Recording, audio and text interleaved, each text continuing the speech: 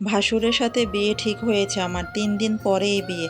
আমার এখনো ইচ্ছে করছে না ভাসুরের বউ হতে। যেই মানুষটিকে এতদিন ধরে ভাইয়া ভাইয়া ডেকেছি, বড় ভাইয়ের চোখে দেখেছি, তাকেই কিনা এখন বিয়ে করতে হবে। উনিও প্রথমে এমন প্রস্তাবে রাজি ছিলেন না, ওনাকে একরকম জোর করে রাজি করানো হয়েছে।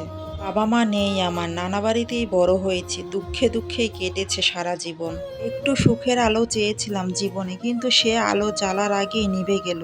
১.৫ বছর আগে বিয়ে হয়েছিল আমার। মানুষটা খুব পছন্দ করে বিয়ে করেছিল আমায়। প্রেম করে নয়, পারিবারিকভাবে দেখতে গিয়ে পছন্দ করেছে আমায়। আমার শ্বশুর শাশুড়িও আমাকে পছন্দ করেছিল ভীষণ। অনেকটা হুট করেই বিয়ে হয়ে যায় আমাদের। বিয়ের পর থেকে স্বামীও অনেক ভালোবাসতো, যেন আমি চোখের আড়াল হলেই কষ্ট পেত। কিন্তু কে জানতো এমন দুর্ভাগ্য লেখা আছে আমার কপালে। হঠাৎ হার্ট অ্যাটাক করে আমার স্বামী মারা যায়। বুঝিনি হার্ট অ্যাটাক করেছে। দুপুরে খেয়ে ঘুমিয়েছিল। সেদিন অনেক মেহমান এসেছিল বাসায়। আমরা সবাই রাতের রান্নায় ব্যস্ত ছিলাম। বিকালে চা নিয়ে এসে ঘুম থেকে ডাকলাম, কিন্তু আর জেগে ওঠেনি। হয়ে গেছে চিরতরে আমাকে রেখে একা। ও মারা গেছে ৩ মাস হলো। বাবা মাও মারা গেছেন ছোটবেলায়। দুইজনই চাকরি করতেন। অফিস থেকে ফেরার পথে এক অ্যাক্সিডেন্টে হলো। সেই অ্যাক্সিডেন্টে একসাথে দুজনেই চলে যান পরপারে। তখন আমার বয়স ২.৫ বছর। তারপরে ঠাঁই হয় নানা বাড়িতে। বাবা মায়ের চাকরি বেশি দিনের ছিল না। একরকম নতুন চাকরি। সামান্য কিছু টাকা পেয়েছিলাম পেনশন এবং এককালীন টাকা হিসেবে। সেই টাকার বিনিময়ে নানা বাড়িতে মামারা আমায় রেখেছে। তবে কখনো কেউ ভালো ব্যবহার করেনি।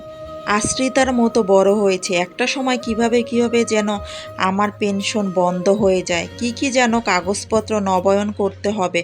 আরও যেন কি। এমনটাই বুঝিয়েছে মামা আমায়। নিজে কৌশলে সব টাকা খেয়ে ফেলেছিলেন কিনা সেটাও জানি না। কারণ বাবা মায়ের মৃত্যুর পরে আমার বয়স কম থাকায় মামা অভিভাবক গ্রহণ করেছিলেন এককালীন, এবং পেনশনের টাকা মামার দায়িত্বেই ছিল। তিনি কিভাবে কি করেছেন জানি না, শুধু বলেছে পেনশন বন্ধ হয়ে গেছে। সেই পেনশনটা বন্ধ হয়ে যাবার পরে চরম অবহেলা শিকার হই নানা বাড়িতে। যখন অনার্স সেকেন্ড ইয়ারে পড়ি তখনই বিয়ের প্রস্তাবটা আসে। মামা মামি তো আগে থেকেই বিয়ে দিতে উদ্বিগ্ন ছিলেন। পাত্রপক্ষ আমাকে পছন্দ করলেও বিয়ে দিয়ে দেয় তাড়াহুড়ো করে, যেন মাথা থেকে বোঝা নামিয়েছে। শেষ পর্যন্ত স্বামীটাও আমাকে রেখে চলে গেল। আমি এখন অনার্স ফোর্থ ইয়ারে পড়ি। ভেবেছিলাম অনার্স কমপ্লিট করে চাকরিতে জয়েন করব, কিন্তু শ্বশুর শাশুড়ি আমাকে কিছুতেই ছাড়তে চাচ্ছেন না। ভীষণ পছন্দ করে আমায়। মামা বাড়িতেও থাকার মতো অবস্থা নেই। স্বামীর মৃত্যুর পরে শ্বশুর বাড়িতে থাকতে হচ্ছে।